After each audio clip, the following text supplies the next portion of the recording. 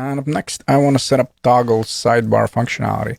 Now, of course, we won't be able to see anything meaningful on the screen, meaning it's only going to happen in our Redux store. But once we have this functionality, eventually we'll be able to use the value in the sidebar. And then, of course, we'll see how everything works.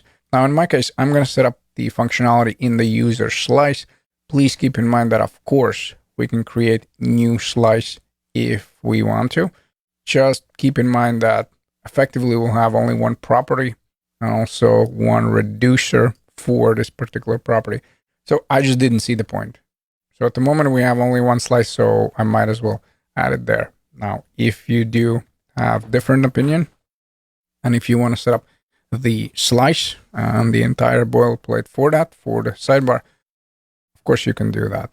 The way it's going to work, I'm going to set up is sidebar open in the initial state. I'll set it equal to false. I'll create reducers. I'll set up a toggle sidebar reducer, grab the state, and I'll set it equal to the opposite value.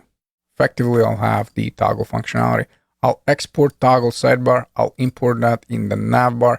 I'll set up a separate function just because, no particular reason, where I'll dispatch toggle sidebar, and I'll pass the toggle one into the toggle button.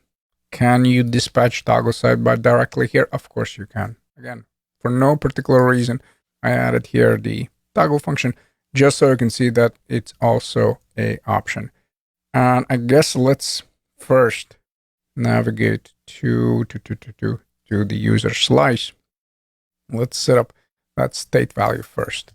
So in my case, I'm going to go with is sidebar and open. And by default, it's going to be false. Then we want to keep on moving. Before the extra reducers, we're going to go with a reducers property. And in here, let's call this toggle sidebar. It's going to be a function. Now, the problem here is that I'm missing a comma. In the function, we'll grab the state. And as far as the logic, we're just going to go with state is sidebar open. And that is equal to the opposite value it currently has. So state and then is sidebar open. Then we definitely want to export that. So we're going to go here with export cons. There's going to be one more for the logout one. And in this case, we're going to go with toggle sidebar. And we're looking for user slice and more specifically actions. After that, we want to navigate to the navbar. And let's try the auto import. So first, let's set up the toggle function. In here, we'll invoke dispatch. And of course, we already set it up in one of the previous videos, so we don't need to worry about invoking use dispatch. And now let's go with toggle sidebar. Yep, we get the import and we can right away invoke it. And then instead of just logging something, we're going to go with a toggle. Let's save it again. We won't see any changes on the screen. However, the value for the is sidebar should change here in the Redux store once you click on this button. And notice now we're dispatching the action, the toggle sidebar, and also this value is changing.